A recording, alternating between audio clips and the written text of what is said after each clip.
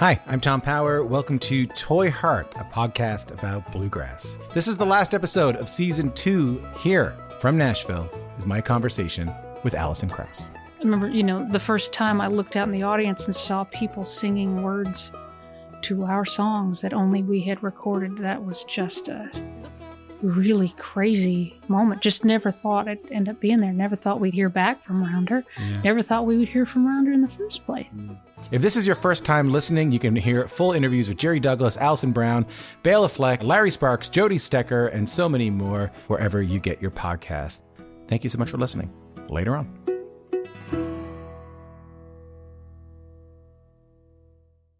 Acoustic America, iconic guitars, mandolins, and banjos.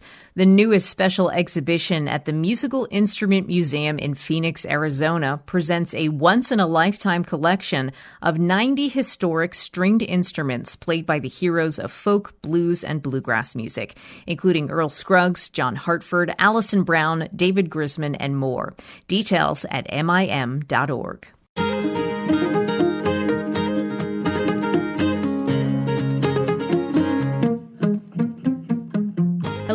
Welcome to Basic Folk, where we have honest conversations with folk musicians on the Bluegrass Situation Podcast Network.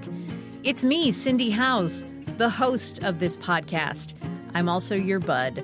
Thanks for checking out the show today. Very happy to be welcoming back Leyla McCalla and her excellent band, talking about their new record, Sun Without Heat. Lizzie and I were able to speak to the band on the Cayamo cruise. Oh, wow. What a great interview. Before we get into that, let's talk about some stuff.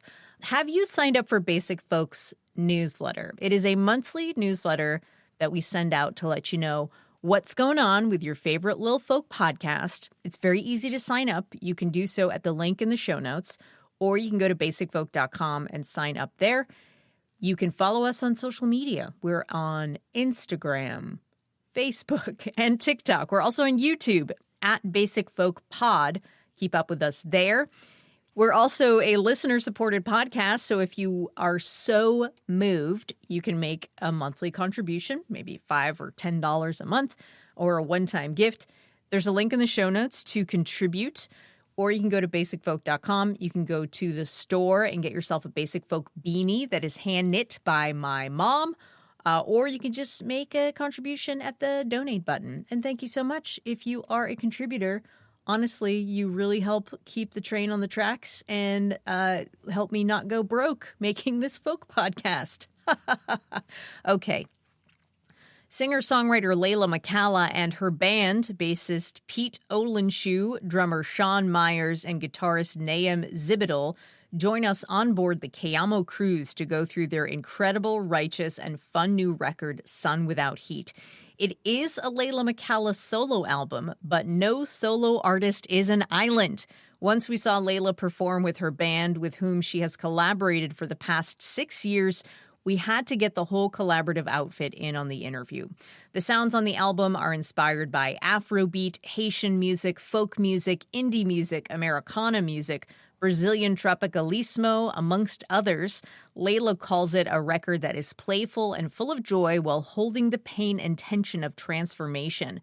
McCalla's liberatory politics find their way into the record, evidenced by the title, which comes from a Frederick Douglass speech given 6 years before the Emancipation Proclamation.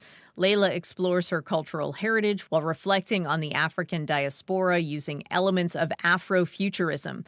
She's leaning into a concept that challenges women in music, particularly women of color, of how to free herself from labor that should not be hers and fighting for her right to be joyful in her creative expression. When asked about how these new songs feel through the lens of somatic experience, Leyla says the new music feels different and that she's let go of the idea of perfectionism as a single mom of 3 kids. A lot of the record was informed by different authors she's read recently, like Adrienne Marie Brown, Pleasure Activism, and Susan Raffo, Liberated to the Bone. Leyla's really changing the game in the Americana genre when it comes to incorporating the academic into truly bitchin' music. Side note, we really loved hanging out with this crew at sea on Cayamo. They had great vibes, good laughs, and also very good outfits. Lizzie even recruited Pete to play bass in an impromptu trio while on board. Hopefully we'll have more good times with Leyla and the band. If they come to your town, you got to see them, and you got to get this record, Sun Without Heat, from Leyla McCalla. We're going to take a listen to clips from the record throughout the interview, but please enjoy this very special episode of Leyla McCalla and her band on Basic Folk.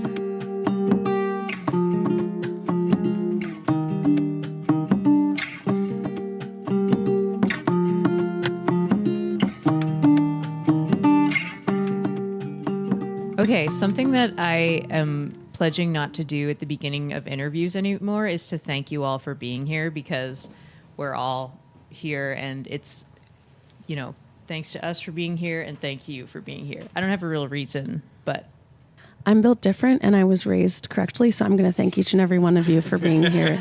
I couldn't be more grateful for the time that you're taking out of your day to spend telling us about your music.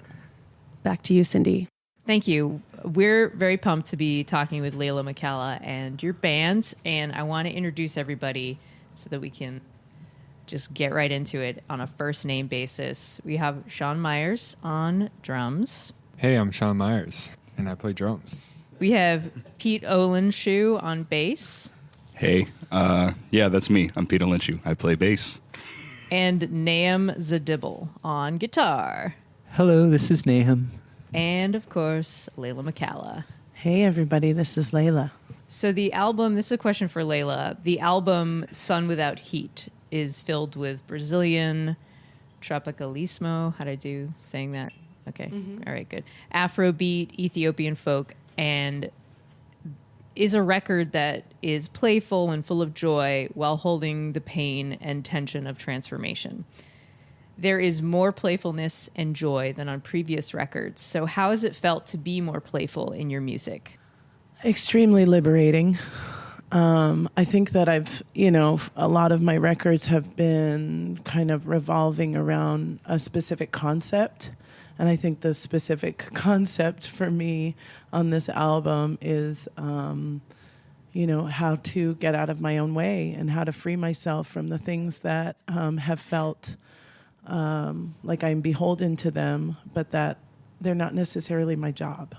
And I think that that's, something that really comes up for women musicians. I think that's particularly something that comes up for women of color. And as someone who, is deeply engaged with and concerned about the way of the world, I'm still fighting for my right to be joyful and to have that be a part of my creative expression.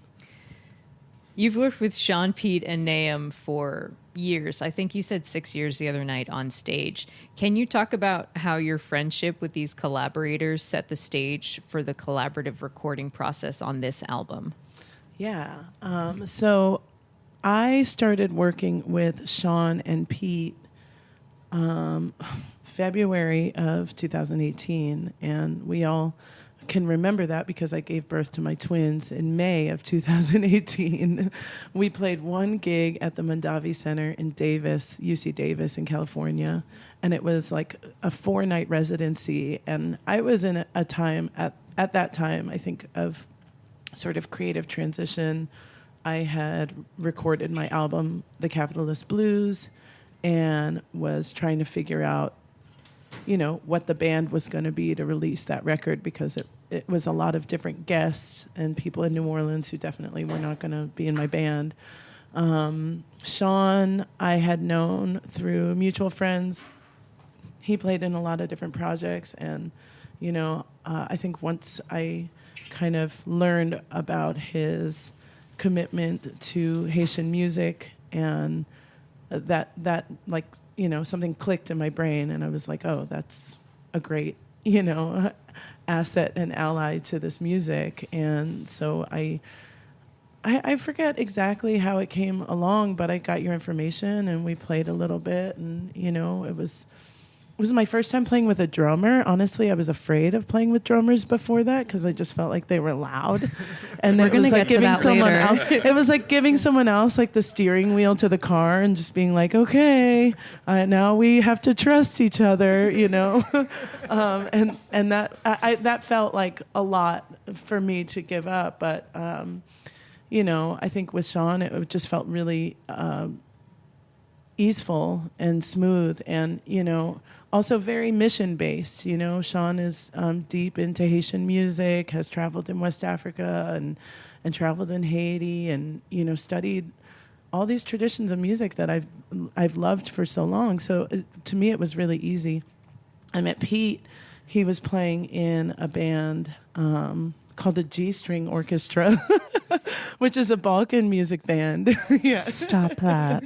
Oh my God. He was playing in a couple of different Balkan music groups. And I just remember being like, oh, that dude knows how to like hold a bow properly and make a good sound on the bass. And I just always appreciated his groove and his kind of, you know, he has a very intentional, focused kind of energy that he brings when he's performing, and I thought that was really compelling. And I feel like I was like, Pete, I'm going to call you for a gig for like 2 years before we actually played music together. I think it might have been 3 years even. I mean, I was like, you know, I had young children. I was raising them, and then I got pregnant with twins, and it was just like the touring landscape was just like constantly in flux. And so anyway, so Pete finally made his way into the band that way.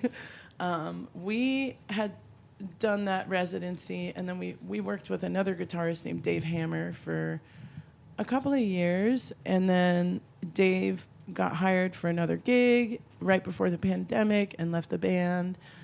R.I.P. Dave.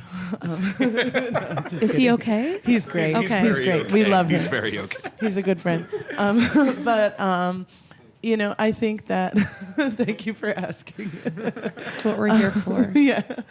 And then I think that I had actually met Nahum through Pete, referred me to his friend who was like, listen, I know what you're looking for. I can't be a full-time bandmate, but there's this amazing guitarist. His name is Nahum Zdybel. I'm like, I thought I knew everyone in this town. And Nahum came over and we played through my songs, and it just always felt like a very natural fit. And I remember the specific feeling that like, wow, when Nahum gets really comfortable with these songs, he's going to be such a badass. And I can't wait to hear what that sounds like, you know? Not that he wasn't already a badass, but I felt his, like he's an amazing listener, and he's a very gentle guy. I mean, unless you get him talking about politics, but yeah, he's really, you know, he's just very perceptive and intuitive and sensitive, and, you know, is not, I think all of us, something that I think I see in my bandmates is like no one is trying to overplay, you know, everyone's like really kind of trying to tune into what each song needs. And so, you know, I was like, Nahum, we're going on tour. We're going to start in Lake Charles, Louisiana.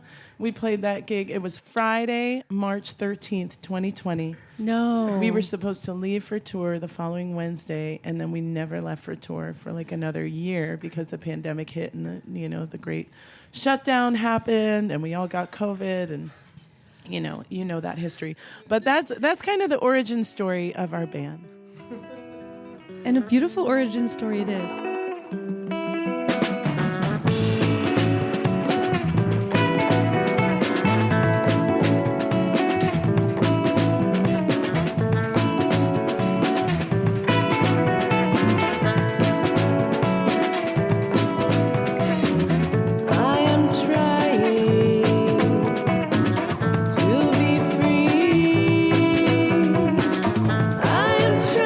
I'm trying to find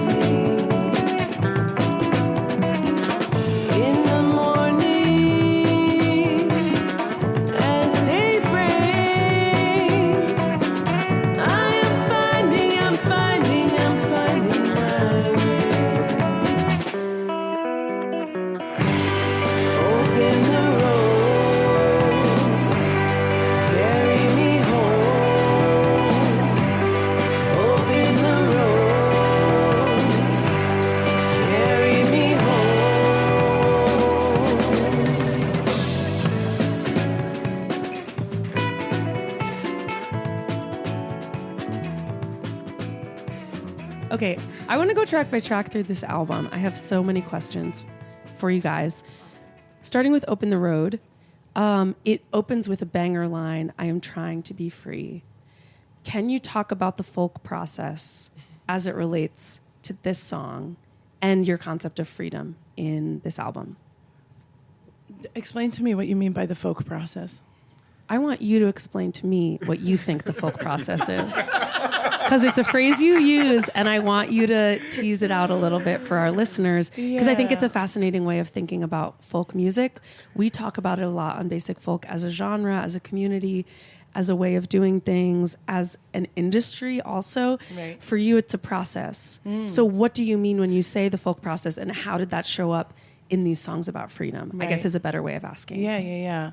I appreciate that, because I have said folk process, but I was like, wait a minute, what do they mean by the folk process? No, I'm quoting you. Yeah. I think to me, songwriting and I guess folk process it's a very intuitive sort of thing. There's an idea that is kind of the seed of, the song, and then it's really about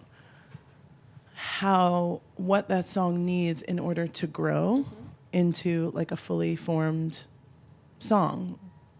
And for me, a lot of these lyrics were just like things that came to me, like, I think a lot of songwriters feel like I have an amazing first line and then I don't know how to follow it up. And so that line, I'm trying to be free. Actually, the original name for this song was Trying to Be Free Too, because there's another song that I wrote called Trying to Be Free. And then I was like, I keep on feeling like I want to sing that in this song, but I don't know if it's like, am I like copying myself, or is this like an extension of that? And so in the studio, we called it Trying to Be Free Too, T-O-O. Yeah, I think for me, it was like, okay, I had this kind of, I was really trying to figure out different shapes to play on guitar. When I'm playing the cello, I like know the notes that I'm playing. When I'm playing guitar, it's a lot more of like, these shapes in relationship to each other. And so I remember trying to experiment with like different triangle formations in my fingers on the fretboard, and I found that chord, which is some kind of A chord. You probably know what it is, Nahum, better than I do. But I have this conversation 38 times a day in my band, where I'm like, here's what it would be on the harp. Yeah. Will, guitarist, tell us what that chord actually is called. Right. Call it by its name for everybody else. Right. And so I had this riff. So that was the inception of this. But before we even got into the studio, I had chosen to work with a woman named Miriam Kudus, who's a producer based out of the Bay Area in San Francisco. And she came to New Orleans, and we did a day and a half of like sort of intensive. She was like, I just want to come out of this with like a few different forms for these songs. And so that was one song that I played for her, and she was like, I really like the colors and I really like the chords, but like we have to have more songs that are not like so slow. And like, how do we like add some pep into this? And so I played this pattern, finger picking pattern, and that's kind of was like the inception of the song.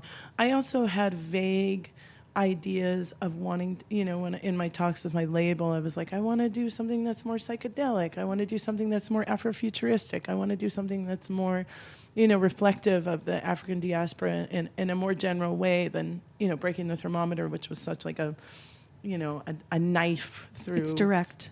Yeah, it was just like a knife through this like lineage in Haitian music, and I loved that. But I was also like, I think that my experience in this world is more inclusive of the African diaspora in general. And so to me, it was kind of like, it felt like a high life song.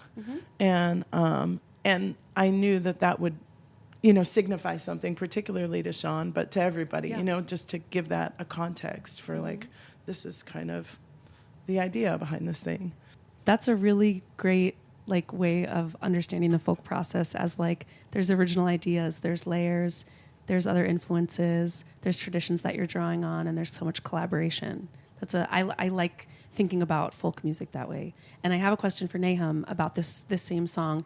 As a guitarist, you have such a broad palette of textures, colors, and tones that you can bring in the studio. How did you refine the options and kind of come up with this palette that we're hearing on what's the name of our first song? Open the Road. Yeah, on Open the Road. How did you kind of narrow down, of all the licks in all the world, this very appropriate, very there's a lot of clarity in your guitar tone in this song, and how did you dial it in to get to where it is now? I wish I could take more credit for that, but honestly, Miriam in the studio, our producer, was super awesome and helpful, and always bringing sounds to the table, and had a lot of great direction. I mean, I try to have a lot of options and different sounds I can bring, and the ability to execute things. But on that particular track, I think it was a lot of Miriam's suggestions that we ended up taking that were really great suggestions and made the song. And in terms of the parts, I think a lot of those Leyla was just saying to me what to play, and I was that's so cool. on that track in particular, and I was okay. It's very Michael Jackson of you.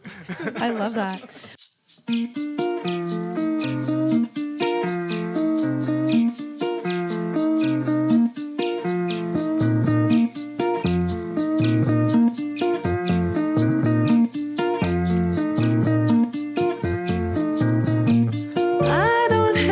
Tell you what I'm thinking. You can already hear the songs I'm singing. I try to hide.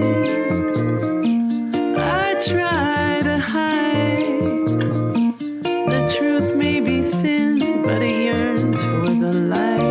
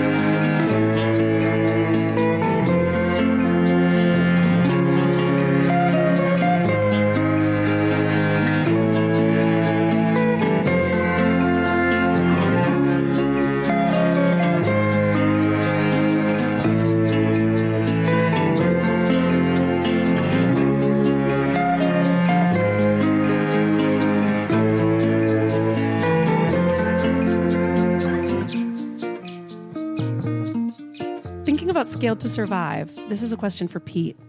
Watching the whole band on stage, you guys all have the vibe of a close group of childhood friends who are kind of coming up with a scheme together. And you see that a lot in the way that you move your body when you're playing the bass, and the way that you interact with everyone on stage. Does the playfulness come just as easily in the studio, or are there techniques that you have to use to get back into your body in the studio as a bassist? I think that as far as being in my body specifically when we're in the studio, that's sort of a thing that comes with maybe the, however many times we run through a tune, when we have we have a form, we have a structure, we figure out a groove, we're kind of working through it, and that's something that kind of just comes with time, even in the studio process. And then I couldn't say what take number, but usually there's a point in the process where it's all right, I kind of feel this. I kind of know how to direct this. I feel like I feel it in a certain way, whatever kind of gait the song has, whatever kind of step there is to it. But it's something that I think just comes with time through finding a comfort with each song. It takes time to get cozy. Yeah.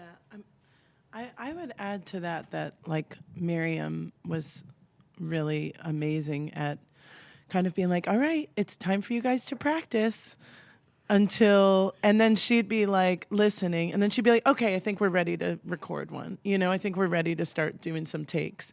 And that's kind of how a lot of these songs came together. All of us were a little bit like, does it feel right? Is it the right thing? Is that the right vibe? And I think Miriam was also really amazing at bringing us back into these reference tracks. I had made like a playlist of a bunch of reference material. Scaled to Survive in particular reminds me of Tom Zay, who's a tropicalismo artist and just a total, wild man musically, Brazilian artist who I've loved for a long time. And she's like, okay, how do we like kind of pull these parts apart to kind of replicate some of the spirit of those songs? And so that was really, I think, helpful for all of us too, and very grounding in kind of deciding how these things all fit together. Everyone uses them differently, but how, like, what's a reference track, and what role does it play in the recording process? To me, a reference track is a song that is like, okay, we're kind of trying to sound like this thing, or we're trying to replicate this particular piece of this song. And so that was our reference materials, you know? Yeah, I have like an easy example of this. Like on my new album, the single Lagunita, I was like, I want it to sound like, I want the drums to sound like Nikki Lane Highway Queen, and I want the vibe to like sound like, Jason Isbell's Cumberland Gap. And then you mash it together through your own, mental images and how you would do it. Yeah, like almost as if you're like a pastiche of another artist's work.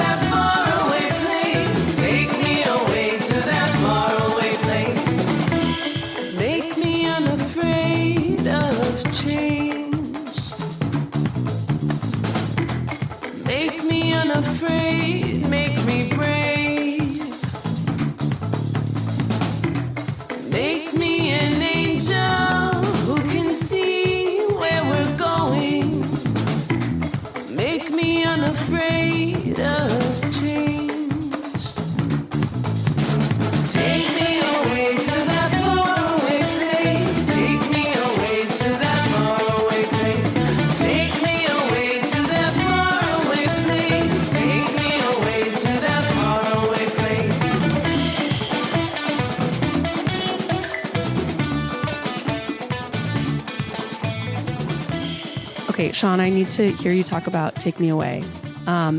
You are a contemporary indie drummer. You guys are on Anti Records. This stuff is like very forward thinking, but you're also very rooted in the traditions of Haitian drumming and other traditions, diasporic traditions. So how do you balance honoring the rhythmic lineage that you've worked so hard to study with also giving yourself room to bring your own unique creativity to the recording process? Oh, that's a great question. Could you ask me, I really like that question, but could you ask me specifically what you heard on Take Me Away that is informing this question? Yeah. So like when we talk about the when we were on the beach yesterday, we were talking about how I can't remember if it was that like Afrobeat's having a moment, and that it like the production that's going into pop songs nowadays that draw on Afrobeats are like so fun and effortless, and like as a listener you're just hearing a fun bop. That's what I feel on Take Me Away. I hear a fun bop, but knowing you, I also know that you've studied the traditions. You know what I'm saying? Like, and there's a comfort with which you engage with Leyla's songwriting and these broader, you know what I'm saying, and the broader traditions, but you also don't seem cautious whatsoever in your playing. And I'm curious how people get there. I think what Lizzie means is looks like a shoe, feels like a sneaker. Yeah. Looks like really a white fun. guy, feels like a friend. I'm just trying to be a friend to everybody. I say that with so much love. I've known Shawn for a long time. Yeah, If yeah. our listeners are like, wow, she's really berating this guest. Yeah, it's so funny that I met you and we played a double bill with my bands that was so different than your music, but all the same. Like it's all just music, and we're all just trying to have fun and like really express ourselves. So yeah, I mean, I could go into a really long history about what I did on that song, but I'll kind of just give an abbreviated answer, which is it's something really amazing with different diasporic musics that I love is the use of the snare drum. And that's whether, my time in New Orleans, listening to Second Line, or trying to understand that music, or even pre-New Orleans when I studied with a great drummer, Billy Hart, who was adamant on all of his students learning at least 13. He was very into numerology, and so he had us learn at least 13 different second line rhythms from different recordings. So even before I got to New Orleans, I was like very hip to second line on, a 13 basis, but then, Whoa. so second line is a really amazing brass band tradition that comes from the funeral procession, where it's the march away from the funeral, the party, which is another like deep well of connectivity all the way back to Western Africa. And oftentimes it's bass drum, snare drum, and then a bunch of brass instruments, and everybody's partying and dancing. And now there's social clubs in New Orleans that partake in this event every Sunday. It's a very deep well.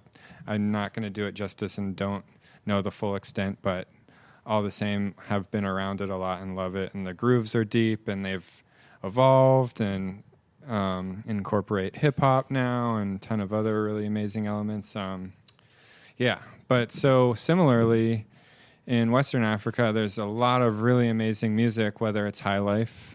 This song I wouldn't particularly say is high life, but high life included. There's also soukous. There's a ton of other music that features snare drum as like a primary like driving instrument in the musical style. And so when Leyla brought the song in, it was I think what was it called? Banjo song, right? Yeah, it was called Banjo. Yeah, and it was a really cool melody that Leyla had come up with on the banjo, and it was like, I mean, once y'all hear it, once the full album is released, you'll hear like how Miriam really affected the banjo. But I just heard, I heard the rhythm in my head, and I just tried to play it in a way that fit to the song. I think going back to your original question, I often don't think about my own voice in a way that maybe people who don't play music really think about it, but I just think about like, what does this song need? What is this rhythm that I know how to play? How does it work within the context of this song? And so with those two things, like it's inevitably going to be choices that I make. So I know that in the end, it will be my voice. Yeah, I think this is actually the first mention of high life on Basic Folk. Who wants to give a quick primer on like maybe a couple of high life artists and like what might characterize high life? Well, it's fun. Yeah. I would say my first encounters with high life were when I lived in Ghana when I was in high school. So it's a style of music from Ghana, and it's like kind of at the roots of a lot of Afro pop that you hear today. Oh my God, who are high life artists? Pat Thomas, Ebo Taylor. Ebo Taylor. Yeah, I always think of Ebo Taylor's Afrobeat, but whatever. I think they're all these sort of interconnected genres of music from West Africa, particularly, from Ghana to Nigeria. Thank you. And thank you for clarifying. We're all going to learn, and hopefully you, dear listener, are learning as well. I just wanna love you, give you everything. I just wanna love you, can you hear me? I just wanna love you, give you all I can. I just wanna love you, can you hear me? But that would be too easy. So I'll go.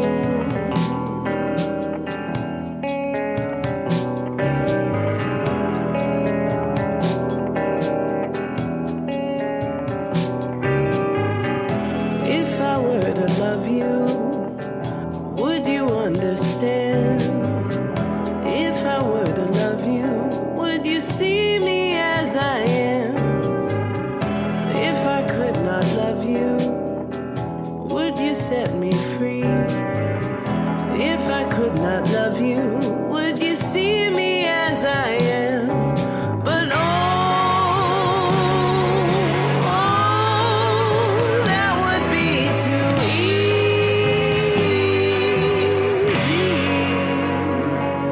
So I'll go. Moving on to the song So I'll Go, there are so many really sweet sing-songy lines in this song that felt particularly poignant to me as a Black woman listener on a cruise ship. The repetition of the word easy is very choiceful, it seems like. Ease is not a word that a lot of us are that well acquainted with in our lives, in our relationships, in our work. So you've done a lot of research leading into this album on feminist thinkers. So like, where is ease coming into your feminism right now, and how is it changing the way that you think about love and political change or whatever? Like, where is it showing up for you? That's a great question, because it's not something that I feel actually shows up that much. But I'm like a big Adrienne Marie Brown fan. Mm-hmm. And I read Pleasure Activism years ago and was just like, oh my God, this is so comforting. I am very, and it really opened me to be more in touch with the idea that you can't be a good activist unless you know what makes you feel good, unless you know what, ignites your pleasure in this world. Janet Jackson taught us that. Yes. Yeah. There have been examples, for sure. But in my life, as someone who's been like, kind of, I've always been very motivated in my music by different social causes and, different, questions that our society's grappling with. And so I feel like my music has always been like, kind of touted as activist. And I always kind of felt like, I don't know that I'm activist enough, which is also another classic, experience of Black women. Like when we do get, kind of given our flowers, we're like, well, I don't know if I did enough. Should I hand out a few of the flowers right. Should to I everyone share here? it with the community so that I feel less bad? Should I dry the flowers and make them useful in yeah, some way? Exactly. And so when I read, so the next Adrienne Marie Brown book that I read was, Emergent Strategy. Yes. Yeah, and that was right before making this record. By the way, So I'll Go is a song that I wrote, started writing 20 years ago. And this album really gave me the opportunity to finish that song. So it's particularly satisfying. But congratulations. Thank you.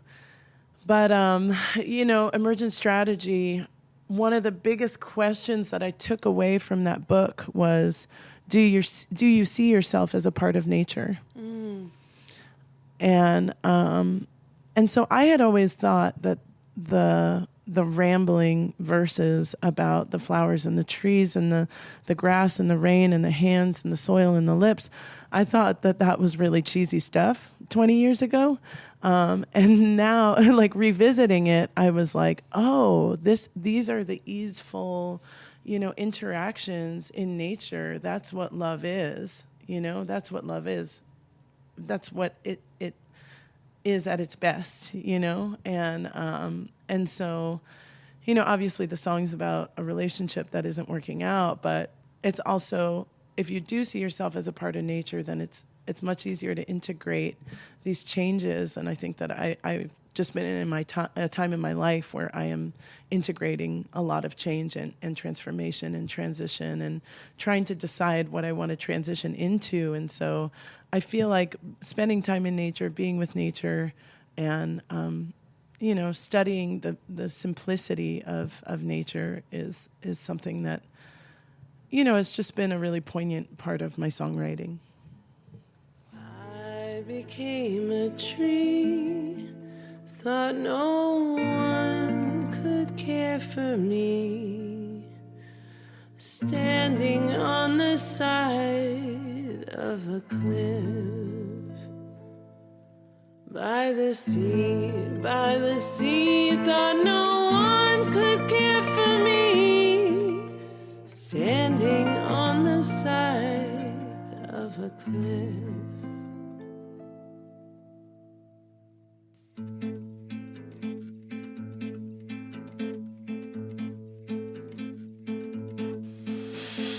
Tears fall to the sea, will the ocean heal me? I'm going down to clean my soul, clean me. Fear hovers above with a voice louder than love. So she went down, she's going down to save her soul, to be free. Will she jump? Will she swim?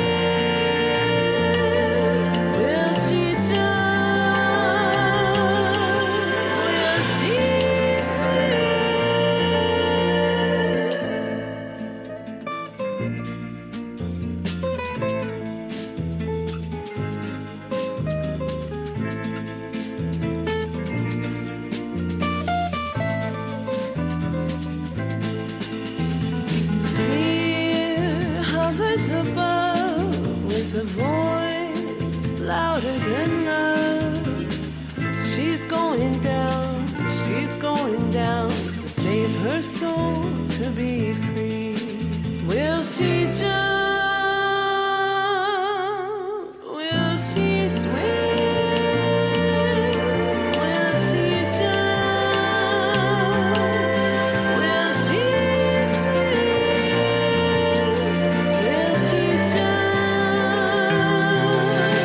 Will she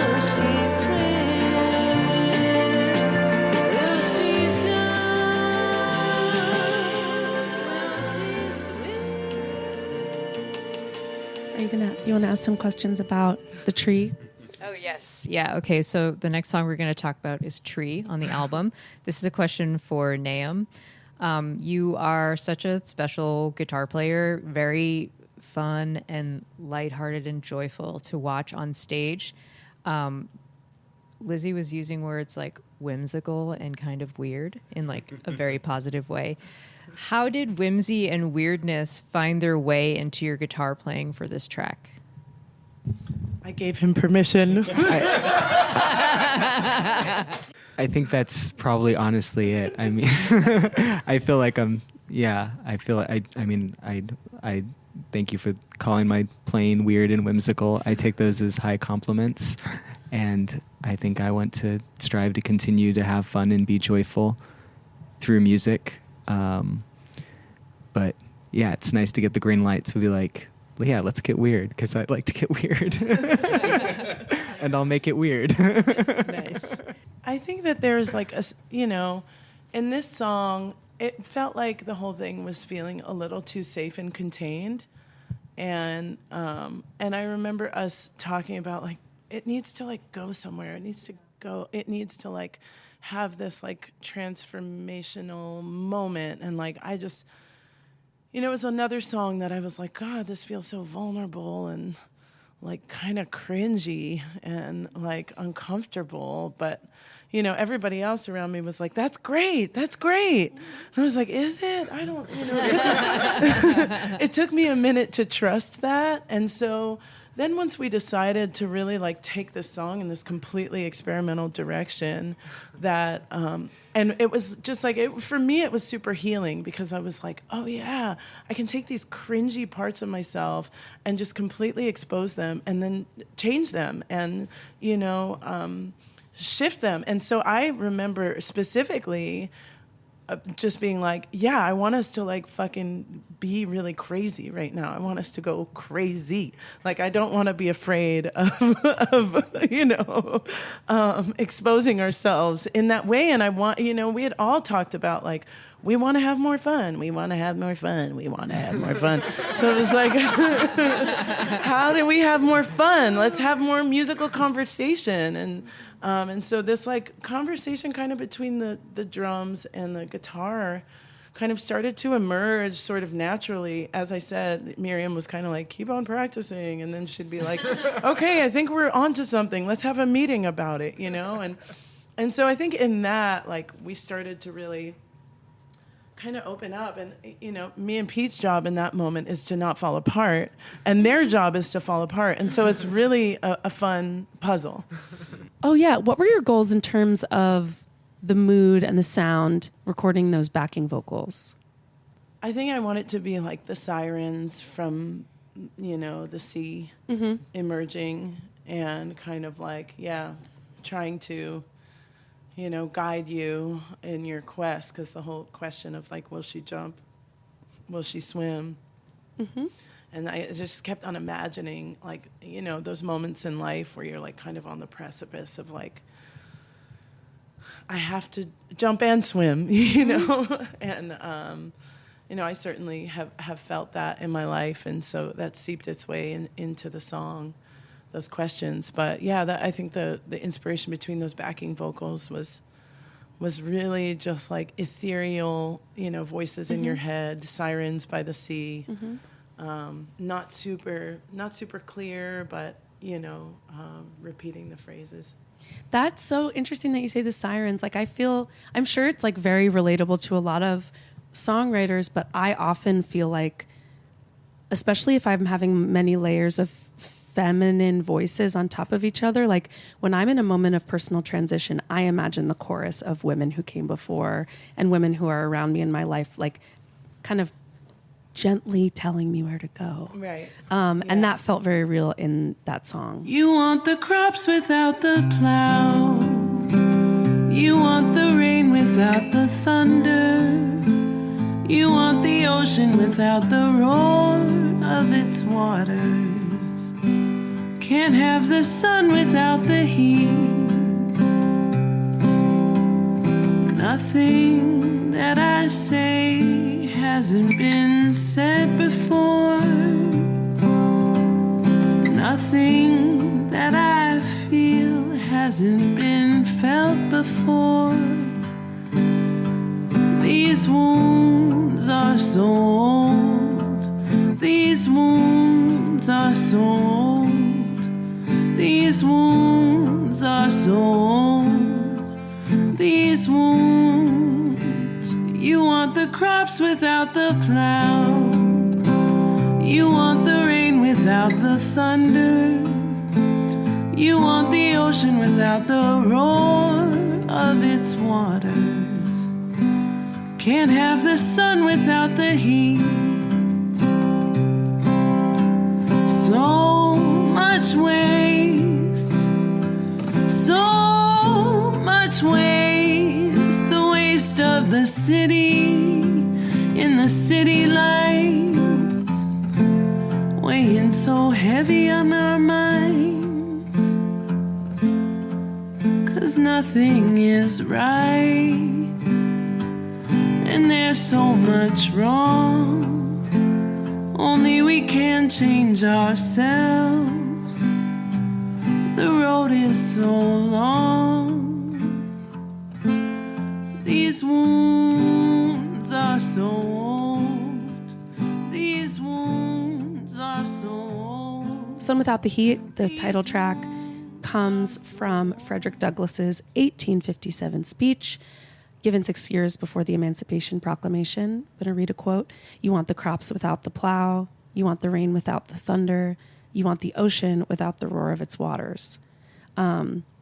Cindy's analysis is like, the point is that liberation and equity are not possible without committing to transformative action. I thought that was like a good way of putting it. So also the speech was largely given to a crowd of white abolitionists. So what did this speech and what has Frederick Douglass taught you about communicating with sympathetic white crowds? You know, I don't know if it's particularly about Frederick Douglass, but I have felt, that question of like, what's it going to take for change to be possible? And I think on, even on the micro level, it's the willingness to be uncomfortable.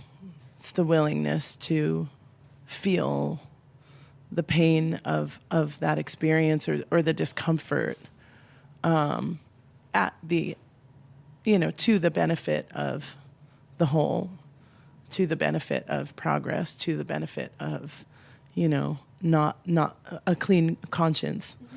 And so to me, that's what that song is about. I mean, I love the imagery, again, is so related to nature and how it's like, we can't have a thunderstorm without thunder. We can't have we can't have, a healthy harvest without some hard work, and so I just loved that. And I read that quote actually while I was reading another book called Liberated to the Bone by a writer named Susan Raffo, who's a healer and, community organizer, and mostly wrote this book kind of for her community of community organizers and people who are working within the medical industrial complex, which, of course, I just got it because I was like, Liberated to the Bone is an amazing title. And then I'm like, I'm not a nurse, but, I do feel like what we do as musicians and artists is there's a lot of healing in that. And so I really felt like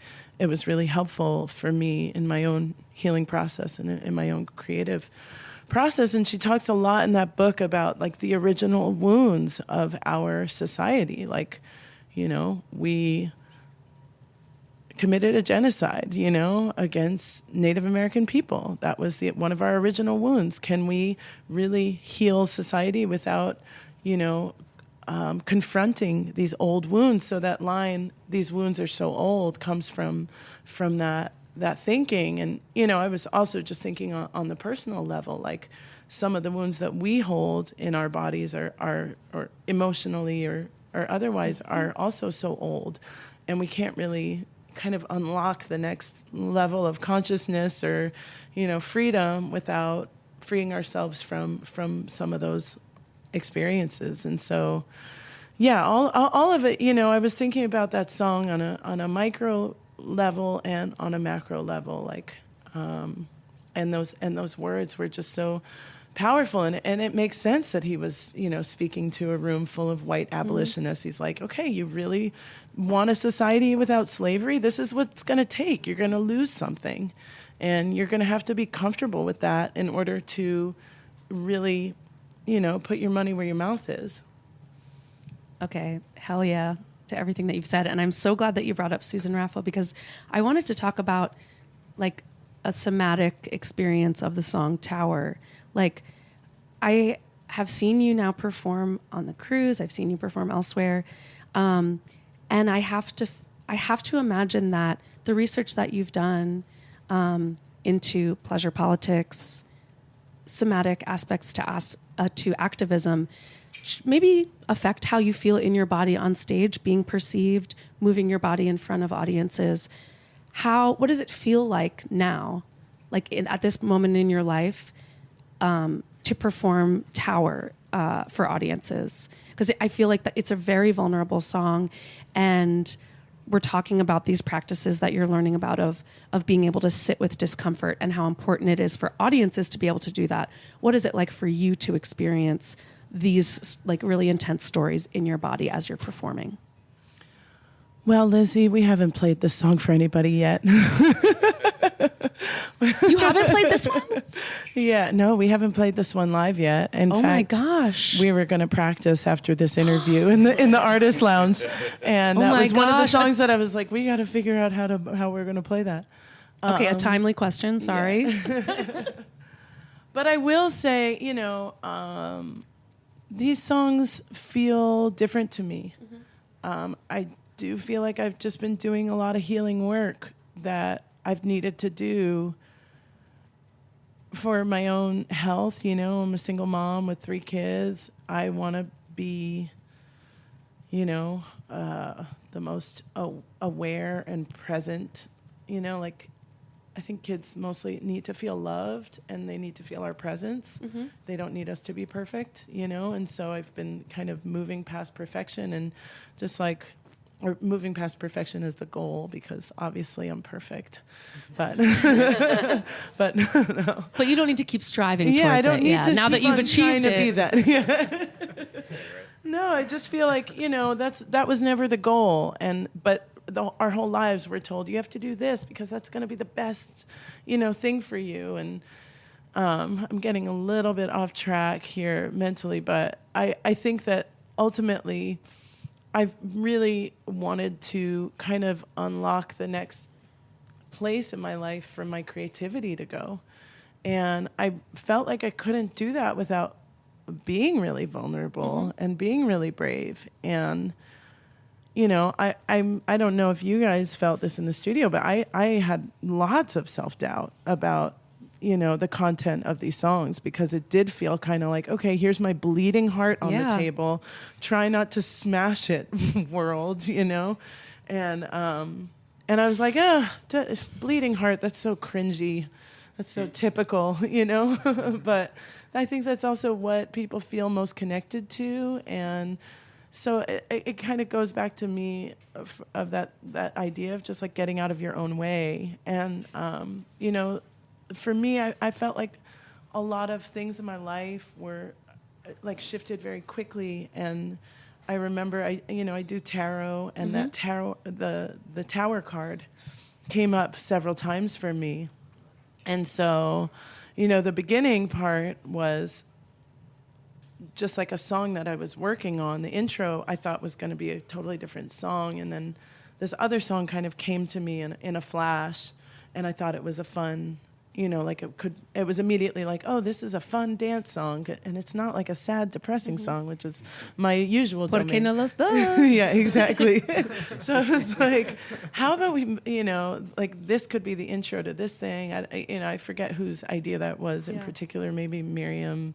And I kind of talked about it because it kind of felt like it was all about these kind of watershed moments where we are brought to our knees and it feels like everything is falling apart. And so I think the line that comes to me as I'm thinking about it is like, I'm suddenly aware of all I fear.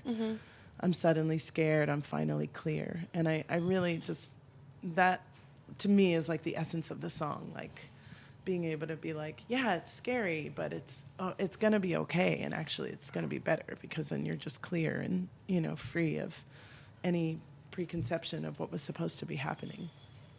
That's the longest explanation I could give you for how I feel about performing that song as someone who has never performed for anybody. It's beautiful. The veil is lifting and the tower is falling. I hear a voice, I hear it calling. I'm suddenly aware of all I fear. I'm suddenly scared. I'm finally clear.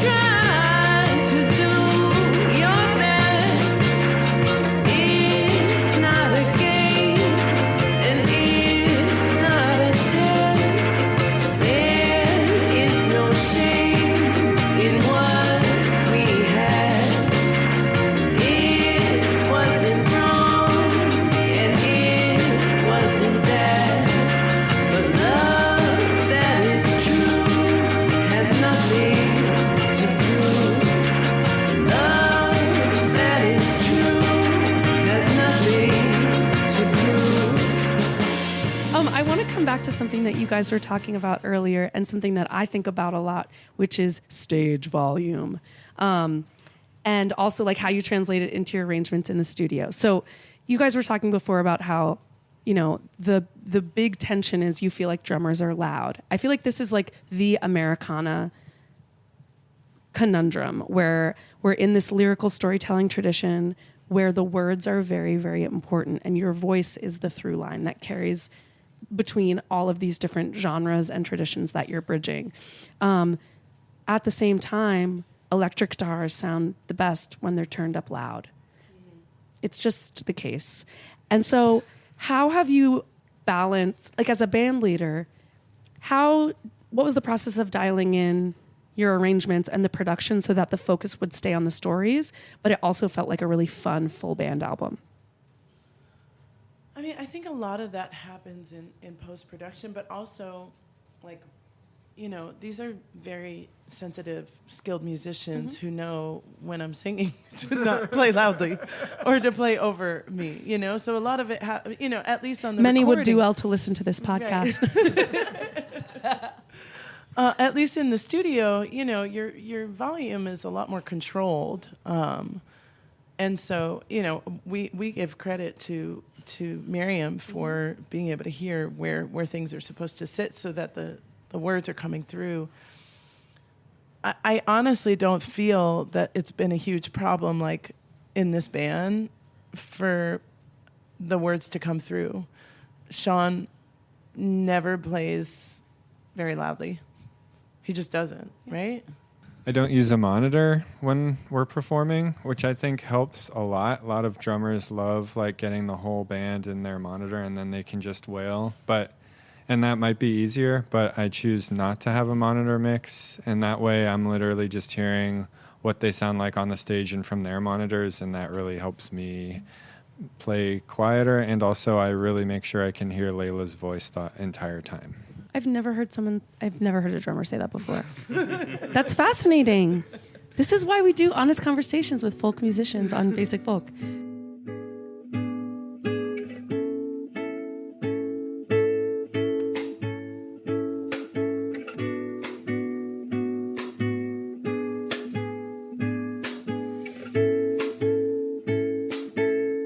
Give yourself a break of what you're going through. Give yourself a break before you're gone. Give yourself a break of what you're going through. You're gonna have to be wrong. Sometimes I forget I was only a child. I thought I always had to know everything, everything, everything. Everything, all the things that you know as you grow. So give yourself a break of what you're going through. Give yourself a break before you're gone. Give yourself a break of what you're going through. You're gonna have to be wrong.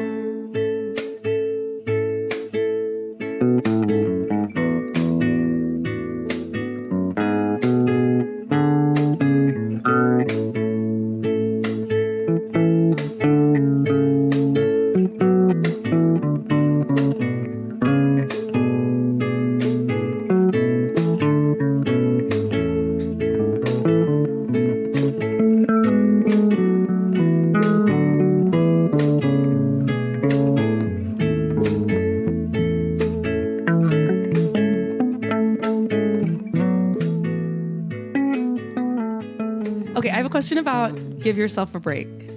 And this is for Pete. Now, imagine for a moment that the bass line, the voice of the bass is a person on that song. That person has a story to tell. Who is the character? What is their personality? And how is that character serving the big story on Give Yourself a Break? Oh, boy. Well, this is kind of funny because when we recorded that song, actually, Miriam had I think it was definitely Miriam who was like, this is the song that needs a bass solo. And I was like, really? Yeah. This song of all the songs? Well, isn't there a lyric like everything needs to be wrong on this song? So that's why you'd bring in a bass solo right then. Yeah. I was like, I wasn't anticipating playing any solos on this record. I was just like, I'm just here to try and make it happen. And then she's like, this one needs a bass solo. And it wasn't exactly the voice that I would have gone for or thought of, but I brought in all these different pedals. So Miriam was like, okay, let's try this one, put this one in the chain. I was like, all right, let's go for it. You're giving it the voice. And then I played it. And I think, thinking back on it, the voice of that bass solo is definitely, and I was thinking about it in the studio too. I was like, this feels like some inner child shit of like this. I'm not here to really try and play a super melodic bass solo, but also there's just some little kid who just wants to sing. So like that's where my mind goes immediately. As far as it fitting into the record, it's definitely a moment of like talking to that inner child maybe and being like, hey, don't worry so hard. Don't stress it, don't try and force it. I mean, I cried about it like on my own in the studio too. I was like, wow, this is crazy. I never thought I'd do something like this. But yeah, that's who that fantastic. That's so who that nice. bass solo is, I guess. That's so nice. Yeah. So this is a question for Leyla regarding genre. You've said that your Haitian roots are what make you an Americana artist. What do you want? Did I say that? Who was speaking to me that day? No, just kidding. I read it in an interview. I accept that I said that. Okay, cool. Okay. What do you wish Americana audiences knew about Haiti's contributions to the folk and roots tradition? Bonus part of this question, but don't sleep on the first question. Who are some Haitian artists every Americana fan must listen to? I love that. So, how do I begin this? I think for me, Haiti was the first place in the Western Hemisphere, and we just say that because that's like, that's when Black people, African people showed up in the New World, the so-called New World. They were the first people in the Western Hemisphere to be like, we are Black, and we deserve more than enslavement. We deserve more than exploitation. To me, I think a lot of people in the Americana scene would say, yeah, we totally acknowledge that and see that, and we love lifting that up, especially over the past 10 years. People love to say uplifting voices. Yeah, they love uplifting those voices, but Haiti was like the, originator of that as a concept, that Black people are, our humanity is not tied to, our suffering or how we've been exploited. And conversely, that there is an identity to be claimed in Blackness. Right, exactly. That could be liberatory. Sorry to cut in, but yeah. No, absolutely. That's exactly the whole concept. And so for me, like, growing up in suburban New Jersey as a Black girl with curly hair, I've just been told my whole life what other people think of me. And I think for me, becoming a musician was like connecting with this part of myself that like I needed, right? That I needed to know, that wasn't tied to these other identity markers. And so I just, when I started researching, and I always loved history, and I always wanted to make music that felt like it was about history and, memory, but also about, understanding the world that we live in. And so I began by listening to like blues artists like, Mississippi John Hurt, and learning about country blues and kind of old time music and Cajun music, and then learning about this Black French music, this Creole music from Louisiana. So learning about that music alongside learning about the Haitian Revolution, for me, it was just always like, how is this not the basis of understanding where all this music comes from? How are these ideas not more connected? And so I think throughout my career, I've been really trying to understand and further connect those ideas. So that's probably what I was talking about when I was saying, what makes me an Americana artist is my Haitian roots and my study and interaction with Haitian music and culture. And, of course it feels far away from what's on the Americana charts right now, I'm sure. But, I'm just always curious about the roots of the roots of the roots of things. And when I go back, Haiti is like a very significant part of that root system. And I do feel that Haiti's, lack of inclusion in the conversation globally is an anti-Black conspiracy, 100%. And people can, say, well, that sounds crazy, but, Haiti was very intentionally and strategically left out of political conversation, certainly in the late 18th century, most definitely in the 19th century and into the 20th century. And so, that's where I really start to I understand and have done a lot of reading and research about Haiti over the years. I'm always learning more. I'm always integrating more. Mm-hmm. But to me, it's just like, wow, it's like as a Haitian person who probably, of course I feel more drawn to this history because my ancestors are from Haiti. But frankly, I think it's wild how little Haiti is spoken of. I really feel it is so much a part of, the world that we live in, and kind of this system of global capitalism that's just is hopefully maybe disintegrating, but is very much built on the exploitation of Black people and dark people and brown people. The fact that Haiti was refuting that, in the late 1700s.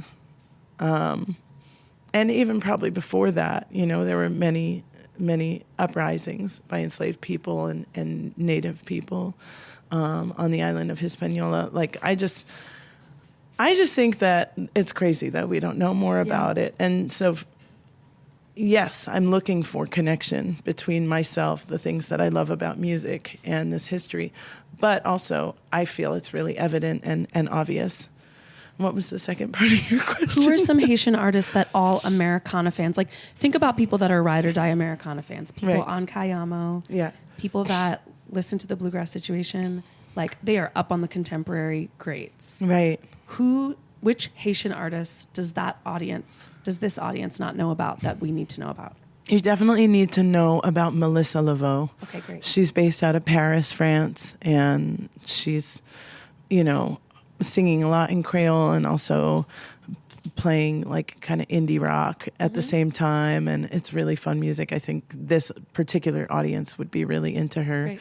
And then, there's Franz Cassius, who's not alive, but who emigrated to the United States in the 1940s. He made a couple of records with Smithsonian Folkways. Cool.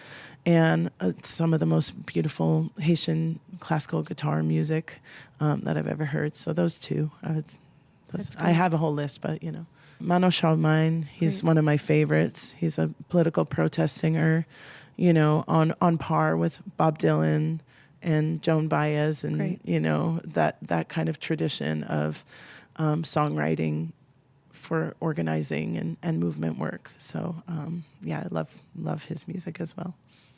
Thank you for putting us on.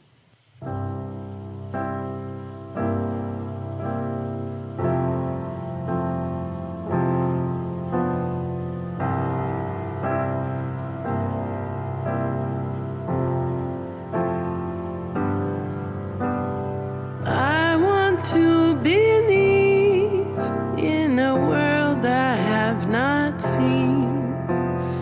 I want to believe in the world I have been given.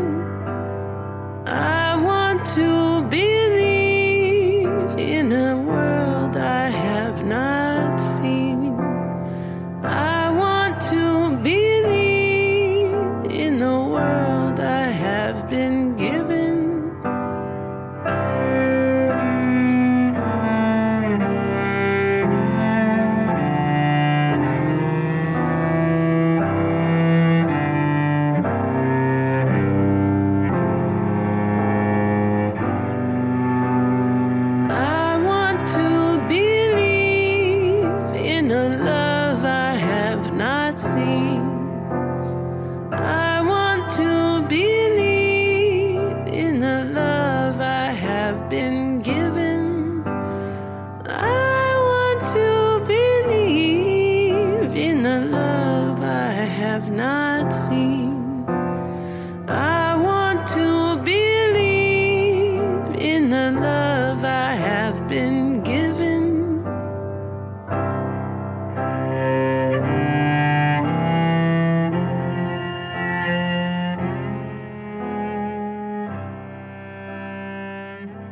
Wrapping up this amazing record with I Want to Believe is so intentional and so like healing.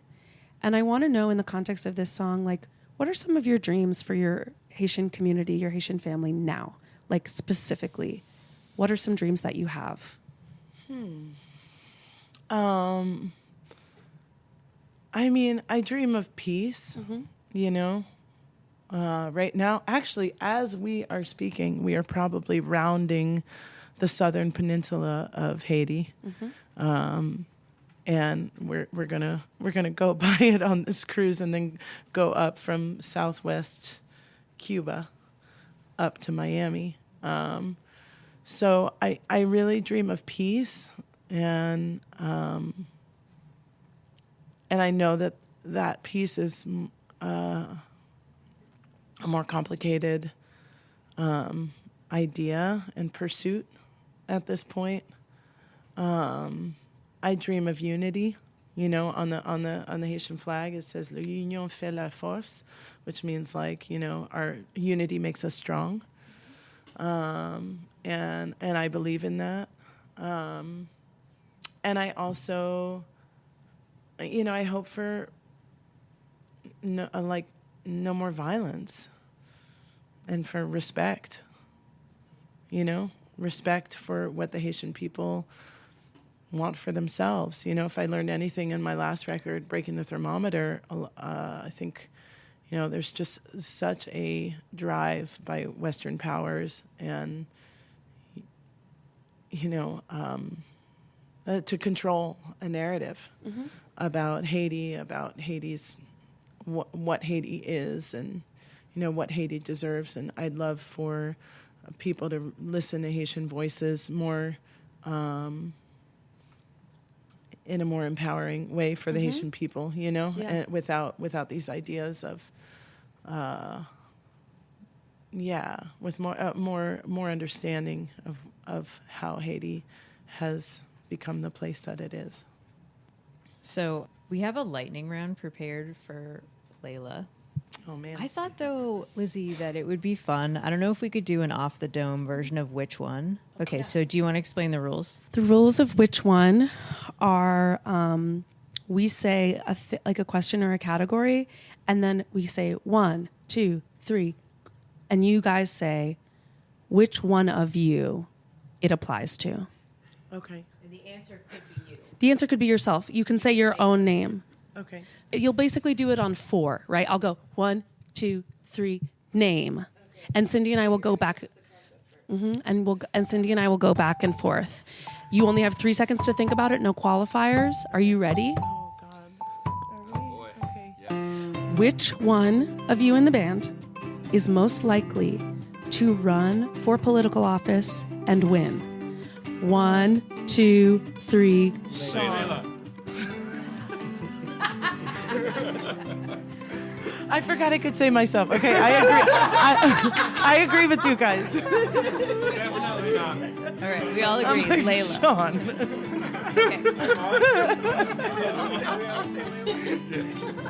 Okay. Yep. Which one is the sleepiest? 1, 2, 3. Pete. There's no agreement there. Which one in the band has committed the most crimes? 1, 2, 3. Nahum. Cool. I love the consensus there. Even you agreed. Which one is the most thrifty? 1, 2, 3. Nahum. Definitely Nahum. It's definitely I'm Nahum. not thrifty. I need to be more thrifty. I got one more. Okay. Spend money every day. Yeah, Nahum definitely. Yeah, no, Thrifty is not spending. Okay, a dog, a cute dog is walking towards the band, and you all are like in a line with equal distance to the dog. Who's petting the dog first? 1, 2, 3. Pete. Wow. Leyla, Shawn, Nahum, and Pete. This was such a special conversation. Thank you for talking about this amazing new record with us. Thank you for having us. All right, guys. Great. We're good. Yeah, thanks for having us. That was hilarious. This episode of Basic Folk was produced by Anthony Cabrera. Our music composed by Alex Stanton. Basic Folk is on the Bluegrass Situation Podcast Network. You can find all of our episodes there. You can search for Basic Folk on the SiriusXM app. Find us on folkalley.com or Folk Alley's app. You can check us out at our website, basicfolk.com, or you can find us wherever you get podcasts on the wide open internet. If you enjoyed this podcast, maybe you should share it with a friend, like your new next door neighbor that invited you over for coffee the other day and was playing some pretty vibey, cool jazz that may or may not have been from India or Africa or some kind of tropical jazz sounding stuff. And you were like, listen, man, I got to buy you this record. So you bought him the record, and it's not going to arrive for a few weeks because you bought it from the artist instead of a big corporate entity that has free overnight shipping. But you should send him this interview to wet the whistle of your new neighbor friend so he can get to know the amazing Leyla McCalla and her precious band. Okay, hope you enjoyed this episode. Thanks for listening all the way to the end. You are very special and near and dear. And we will talk to you next time. Bye.